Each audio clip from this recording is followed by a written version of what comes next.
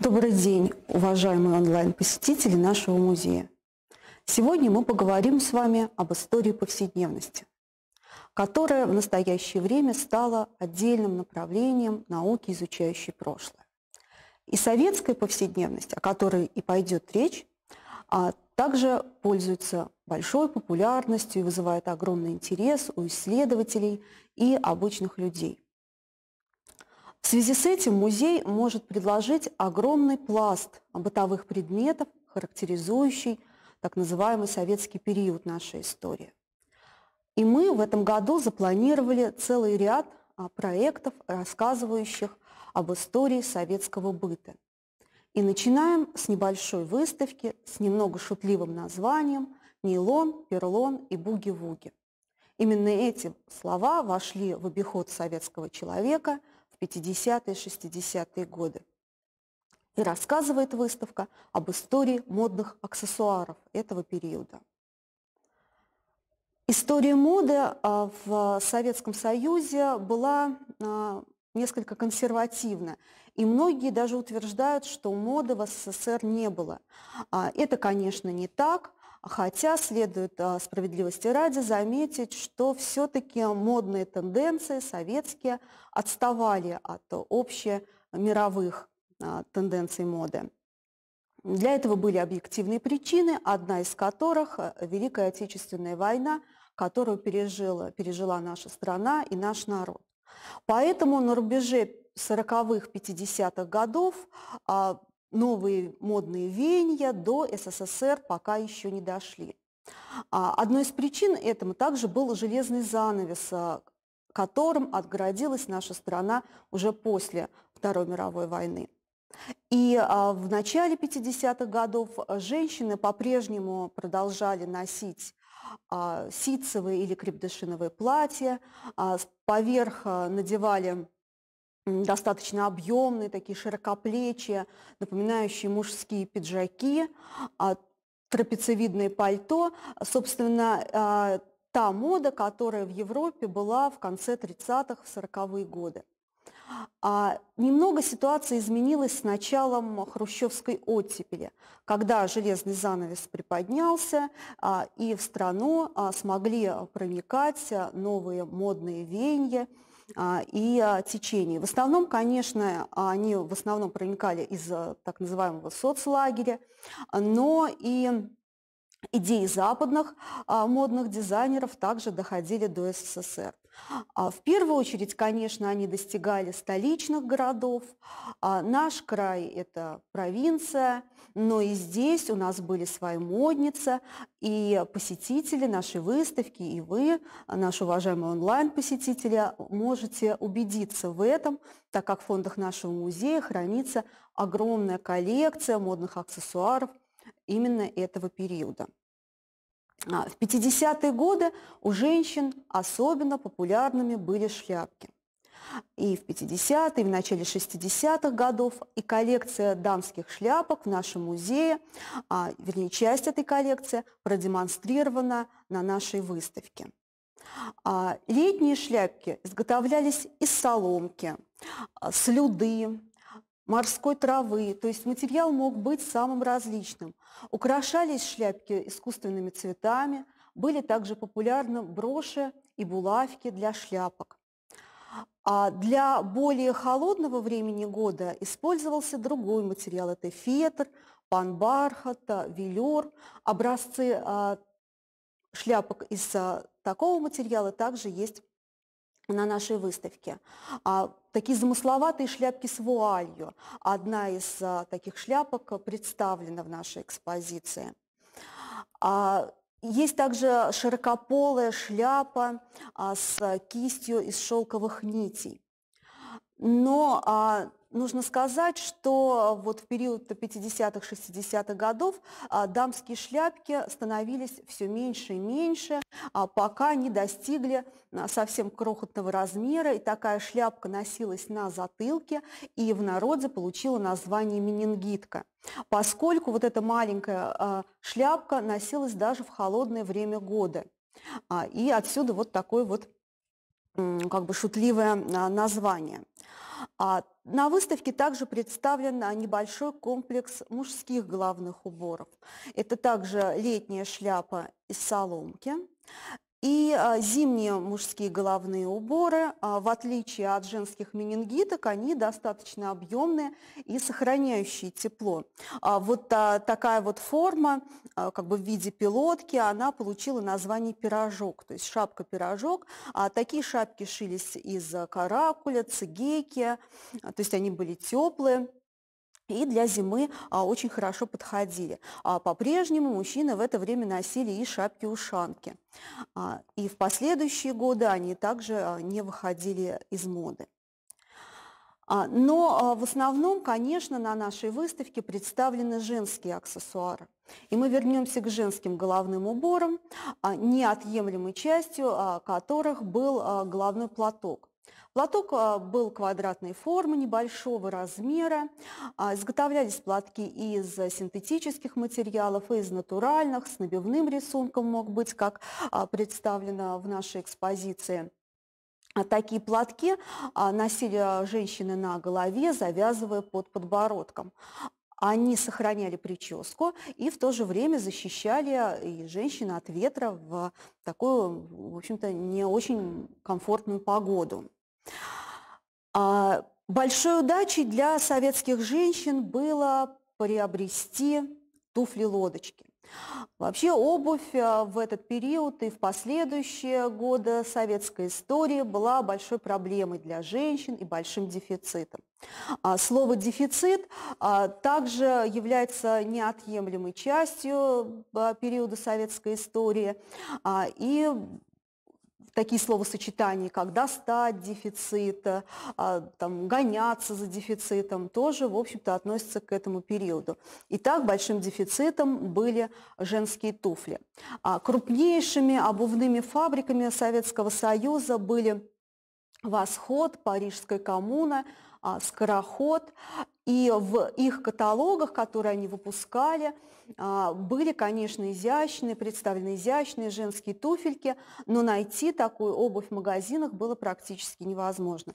За ней надо было отстоять огромные очереди, что говорить, конечно, об обуви импортной.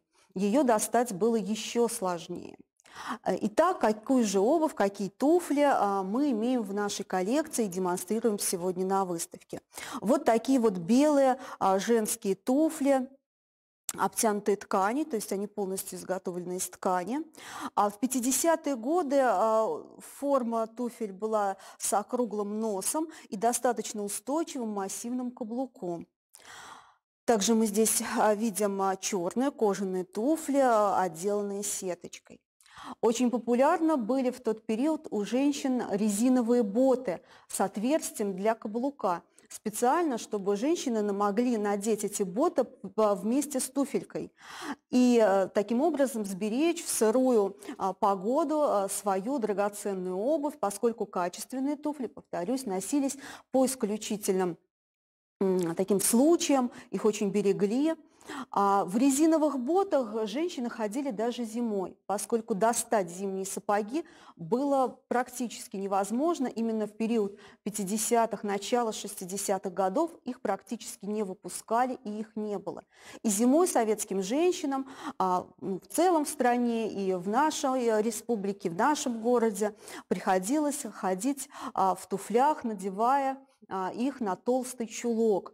И в очень многих советских фильмах этого периода мы можем видеть женщин, которые ходят в зимнюю снежную погоду именно вот в чулках и туфлях. Итак, чтобы сохранить туфли, надевали резиновые боты, носили по-прежнему в этот период и валенки, и бурки, и появляется такой образец женской зимней обуви, как войлочные сапожки с замочком впереди, которые вошли в историю с таким названием, как «Прощай, молодость». В 60-е годы немножко видоизменяются женские туфельки, каблук заостряется, становится тоньше и появляется так называемая шпилька. Острый нос и тонкий каблук – это тоже символ того времени. Именно с этого периода женщины начинают носить такие изящные туфельки. В 50-е, 60-е годы XX века законченным женский образ мог считаться только при наличии перчаток.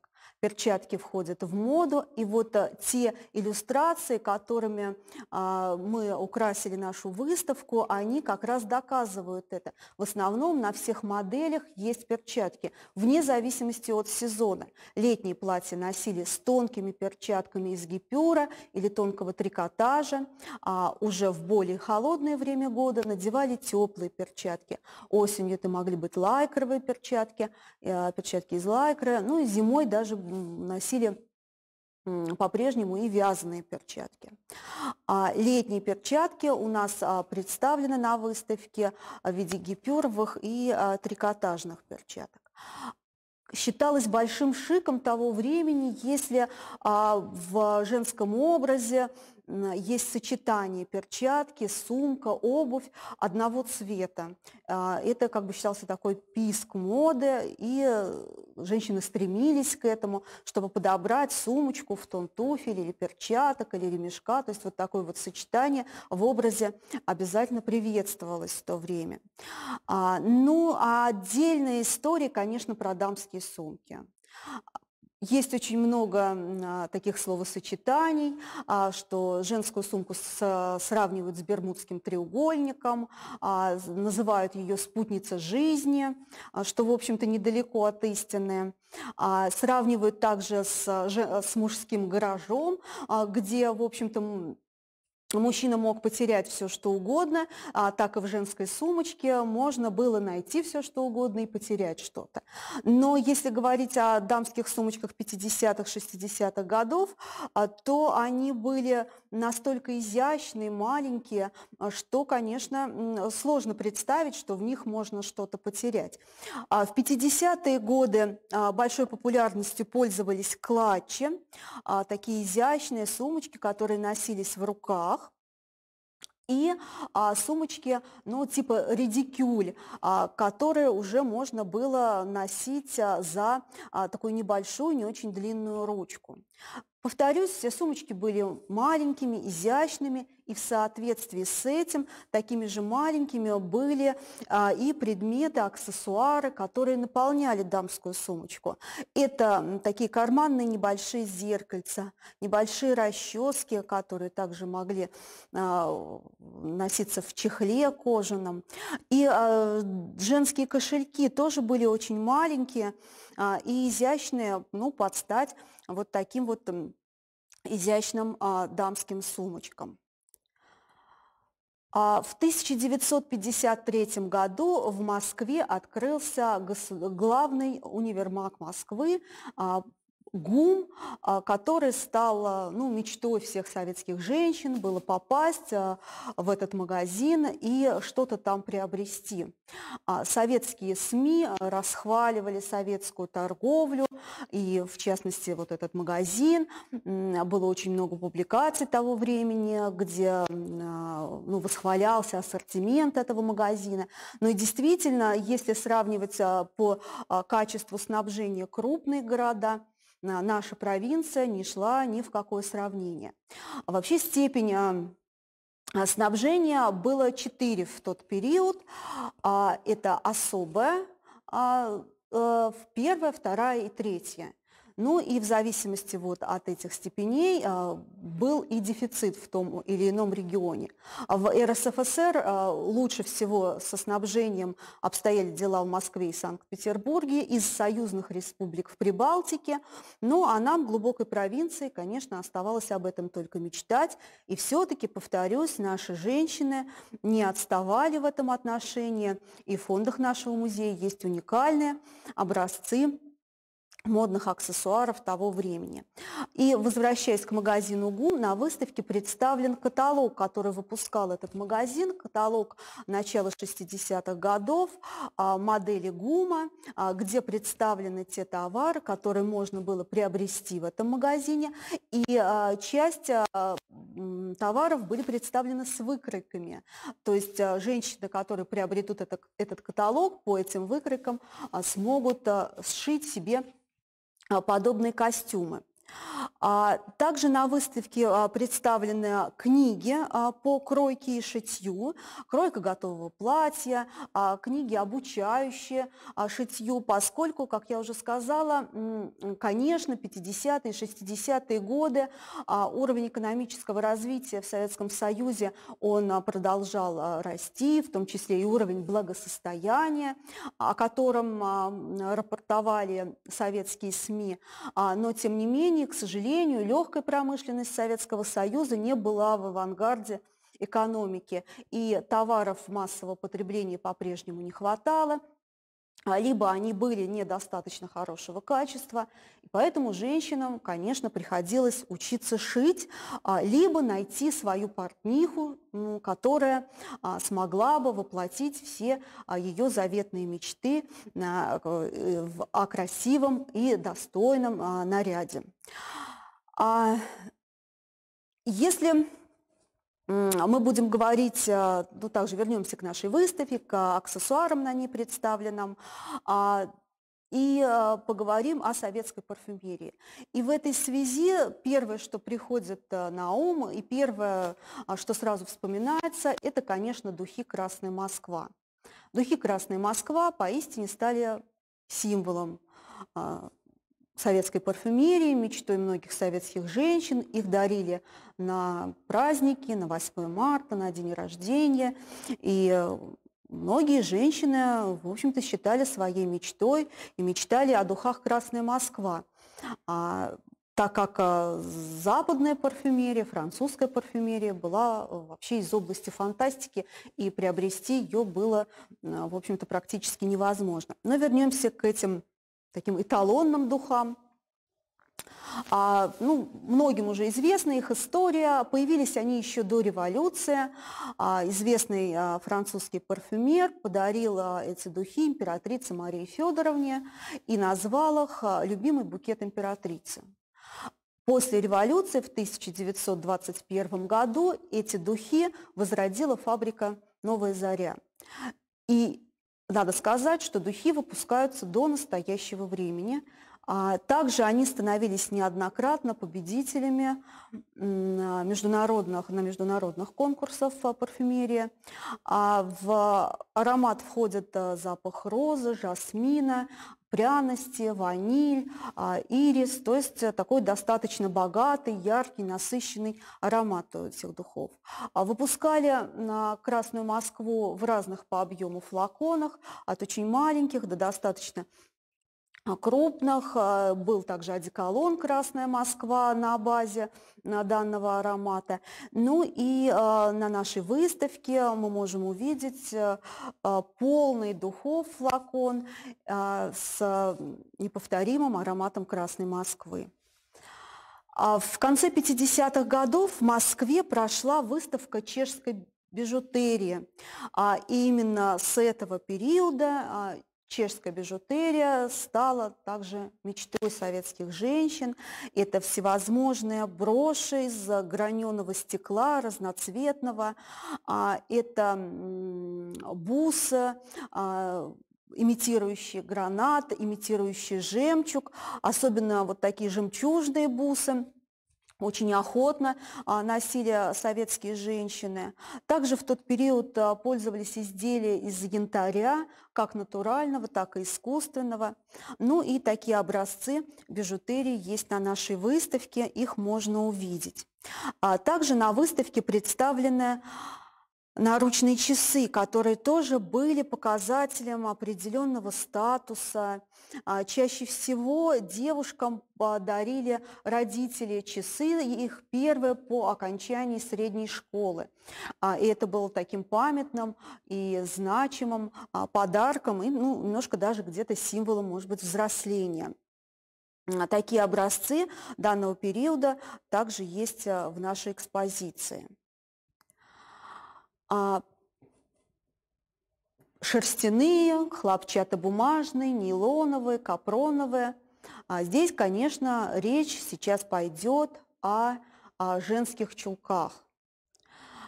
Женские чулки, тут, в общем-то, тоже целая эпопея, очень много интересных историй. Самым показательным таким моментом здесь является история о том, что они были страшным дефицитом, особенно тонкие нейлоновые чулки. И за их неимением советские женщины просто рисовали стрелку себе химическим карандашом, чтобы имитировать наличие чулок. Но нейлон появился в мире еще в 30-е годы, и нейлоновые чулки женщины Европы носили в этот период, что советским женщинам, конечно, было недостижимо, и могли себе это позволить в тот период только либо жены дипломатов, либо жены партийной элиты. Но и даже в 50-е годы, и в 60-е годы самым распространенным были, конечно, хлопчатобумажные чулки с вытянутыми коленками, что было не очень эстетично. Но, тем не менее, вот в основном как бы вот это было массовое производство. Цвета были только телесные, светло-коричневого или морковного цвета, то есть других никаких цветов наша промышленность не выпускала. И достать заграничные, тонкие, нейлоновые чулки тоже было большой удачей, да и стоили они, в общем-то, достаточно дорого. В середине 50-х годов советские чулки из тонкой крученой синтетической нити также стали выпускаться. На выставке мы можем видеть такой образец.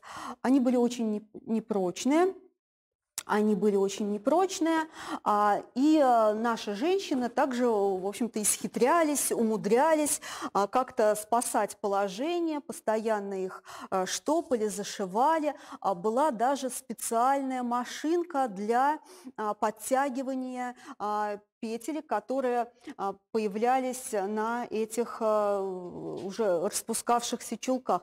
К сожалению, в наших фондах нет такой машинки, и я сейчас обращаюсь к нашим онлайн-посетителям. Может быть, у кого-то в их запасниках хранится такая машинка. Мы будем очень рады принять ее в дар в наш музей, и она займет достойное место и на нашей выставке.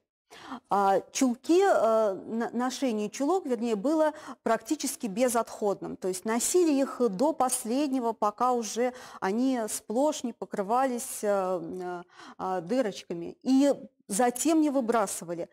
Такие вот лайфхаки от модниц 50-х, 60-х годов. Из старых чулок можно было сделать губку для посуды, например, или губку для очистки обуви. Ну и самая такая всем известная история о том, что в пришедших в негодность чулках хранили лук.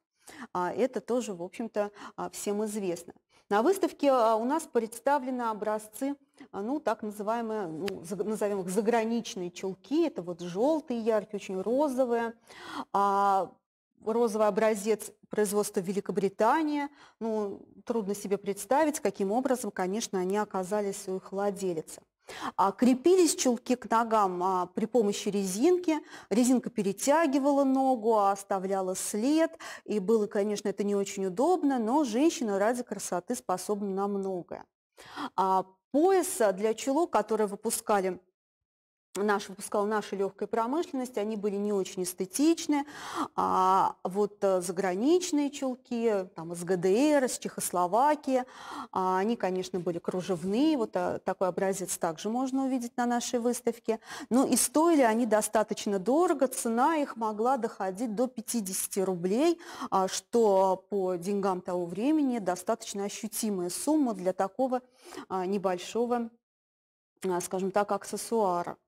В начале 60-х годов на прилавках советских магазинов впервые появились так называемые чулочные ритузы или чулочные панталоны, как их называли.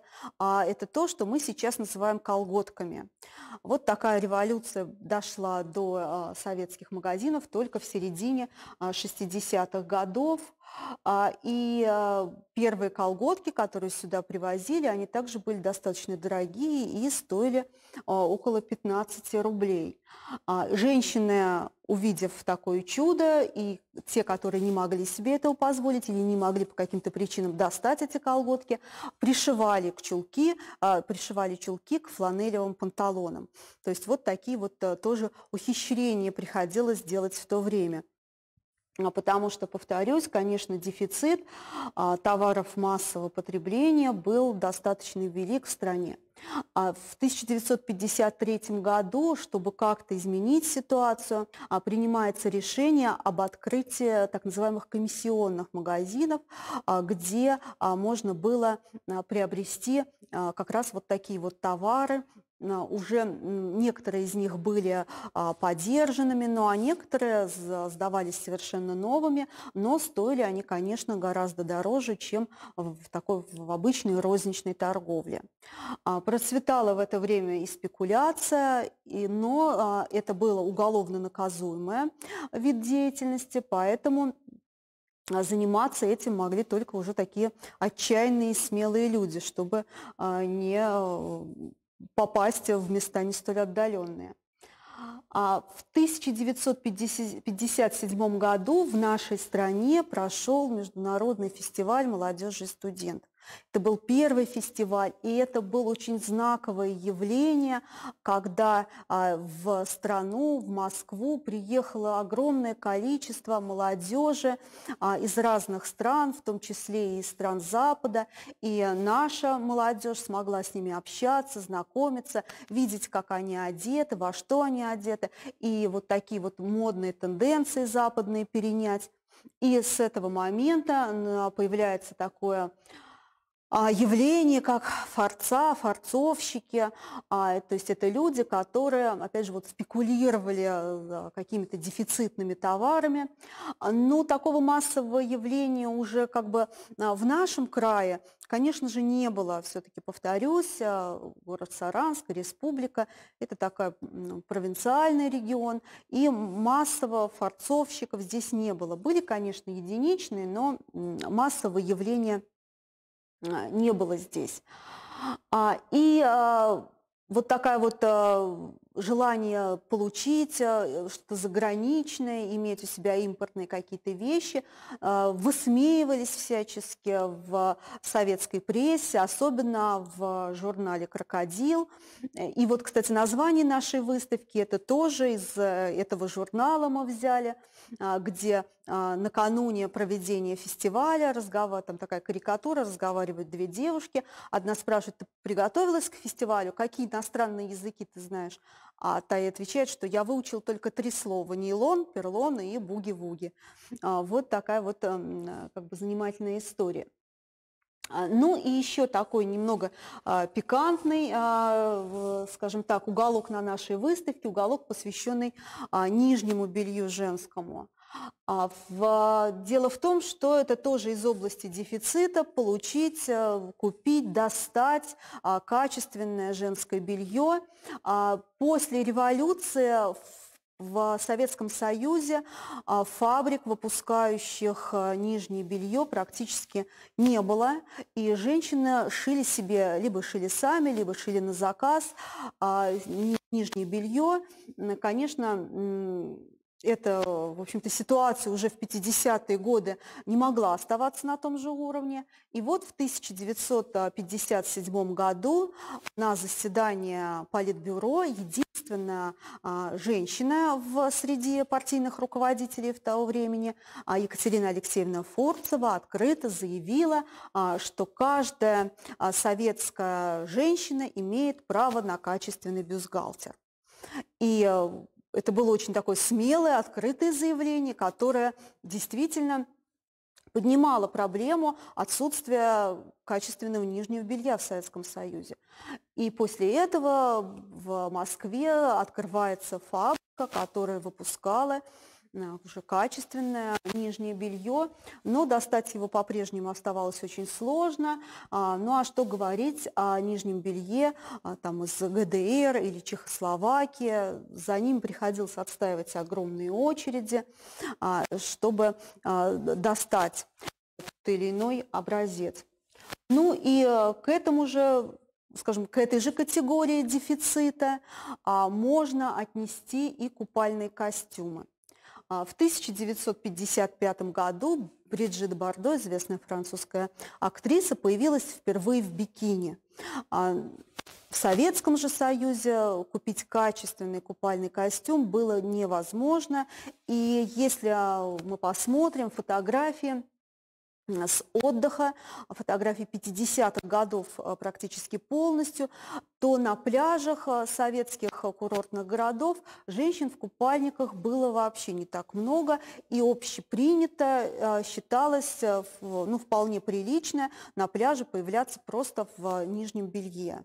И женщины за неимением купальных костюмов именно так и поступали. Ну а то, что производилось советской легкой промышленностью, вот два таких образца представлены на нашей выставке. Это вот такой трикотажный купальный костюм в синюю полосочку, такая морская тематика, но трикотаж очень рыхлый, и представить себе, как женщина выглядела в намокшем этом купальном костюме, очень легко.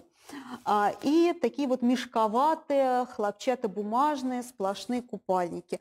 Вот это то, что было, то, что производилось в нашей стране, то, что было уже как бы доступно нашим женщинам. А здесь же мы видим вот такую вот шляпку, пляжную шляпку. Ну вот она, скорее всего, китайского производства, поскольку именно с середины 50-х годов улучшаются взаимоотношения Советского Союза и Китая, и товары, такой, скажем так, бытовые какие-то предметы, бытовые товары китайские начинают поступать на советский рынок. Также большой популярностью пользовались вот такие шляпки из соломы и пляжные зонтики, как вот здесь показано на этой иллюстрации. И, значит, термосы всевозможные китайские в это время появляются в наших магазинах и в обиходе наших женщин. Ну и еще два предмета, на которых бы я хотела обратить ваше внимание, это вот такие пляжные сумки, уже 60-х годов, то есть если в 50-е годы, как мы уже говорили, сумки были маленькие, изящные, то в 60-е годы появляется мода на такие мешкообразные сумки с этническим орнаментом или цветочным орнаментом. Это было так называемое веяние хиппи.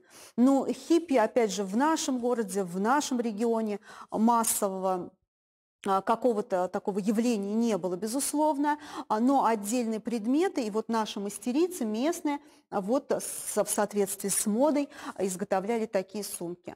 Ну и последнее. В 1961 году полетел в космос Юрий Гагарин, и космическая тематика стала также одним из явлений, одним из направлений в советской моде в том числе. И у нас здесь в экспозиции два образца этого времени. Это шарф, значит, с изображением ракеты, с надписью «Космос», и вот такой вот мужской галстук, тоже с космической тематикой. Уважаемые наши онлайн-посетители, я завершаю свой рассказ. Если вас заинтересовала наша ретро-выставка, то я вам напоминаю, музей работает для посетителей, и вы можете прийти и посмотреть уже более внимательно те предметы, которые вас заинтересовали. Спасибо за внимание.